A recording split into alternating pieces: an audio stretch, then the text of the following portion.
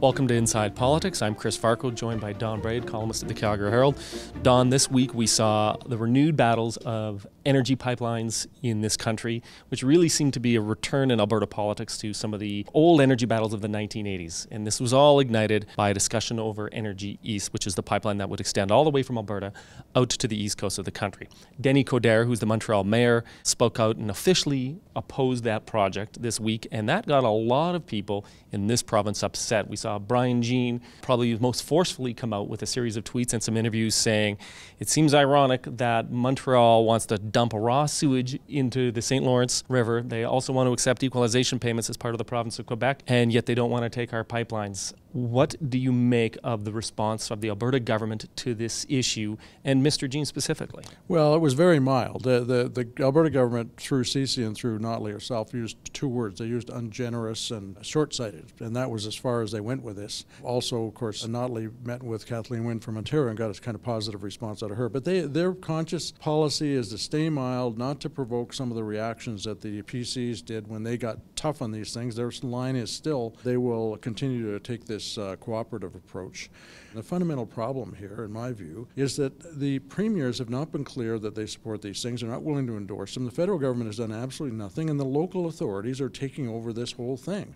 They're taking over. They're basically abrogating the federal government's power to allow and enable interprovincial trade and interprovincial transportation.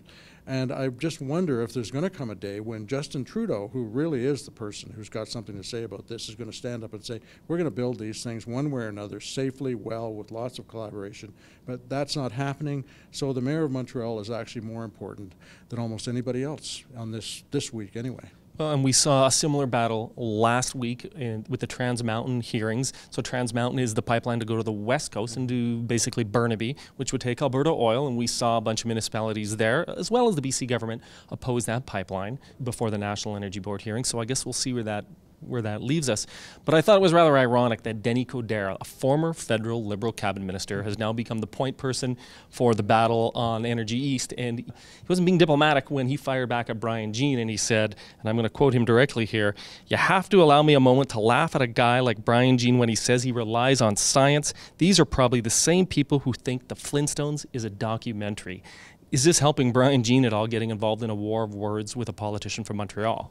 Yes, probably it does help Brian Jean. Brian Jean seems to be the tough person defending Alberta. More and more people in this province are seriously looking for a tough voice. Now, whether that's strategically right or wrong, I mean, we'll have to see how Notley's strategy plays out. But as Notley's communications boss, Cheryl Oates, told me after that, she said, given what he said about Montreal and the Montreal mayor, and given that Coderre comes back with Flintstones, do you really think that Brian Jean is going to help the mayor change his mind? Is he going to change his mind because of Brian Jean? Probably not, but that's not what Brian Jean's after. He's after support in Alberta. Talking tough might feel good, but whether it actually gets a pipeline built is really the issue at hand. I think they need to talk tougher, though. Don't get me wrong. There's got to come a point where Notley shows us the same Notley we saw in the debate against Jim Prentice last year. What are you talking about? Notley showing the soft side of her diplomacy, though, when she went on Friday to Toronto, and she sat down with Kathleen Wynne, and they had a meeting, and then afterwards Wynne made some sort of mildly positive remarks about the need for pipelines and getting energy to Tidewater. So is that a win for Notley? Well, it is in a way. I mean, given the controversy that was going on, Wynne got her off the hook a little bit, but Wynne said the same thing. They've all sort of said they kind of like the idea. We've got this national energy strategy, and golly, it's kind of okay, but they're not the ones who were, you never know whether these premiers are saying that because they're saying that, or they're saying that because they actually want to see the pipeline built. Meanwhile, the debate is hijacked by the local objectors and local municipalities. All right, if we turn ourselves to domestic politics, let's talk a little bit about uniting the right. This is an ongoing story. Last week we saw Jonathan Dennis and his mother pull together about 50 or 60 Conservative people here in the city of Calgary to try and, I guess, get the Wild Rose and the PCs together. Dave Rutherford emerged as a spokesperson for a super PAC, which is raising money to try and bring these two sides together, the Alberta Prosperity Fund.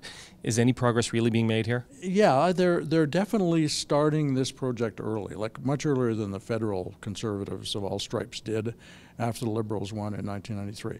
So they're starting early, but there's the same hurdles are there, the same roadblocks are there. The two-party establishments do not want merger. Jean doesn't want merger, and Rick McIver and the PCs the central part of them don't want merger. Right. It's going to have to be forced on them by the members, and I think it's going to take years. I wouldn't be surprised if it took until after the next election. Okay, that takes us to winners and losers of the week. Our winner is going to be Brian Jean, the Wild Rose leader. As we mentioned, he forcefully took on Denny Coderre and the Montreal area mayors over Energy East. Maybe it was a bit impolitic, but it certainly made headlines. He had people nationally talking about his position. And as an opposition leader, sometimes you're just trying to get your face in front of the camera to make your point. He did it, so he wins. Don, who's our loser? Well, I think it's the PCs. If you look at what happened with the Energy East debate, which just exploded on Thursday and Friday, the PCs weren't really in it. There is a risk for them, and there always has been, that they will sort of fade out of the picture as far as being voices that you hear during episodes like this. I mean, a lot of the media in this province just call them up because it's habit. We did it for 43 years, right?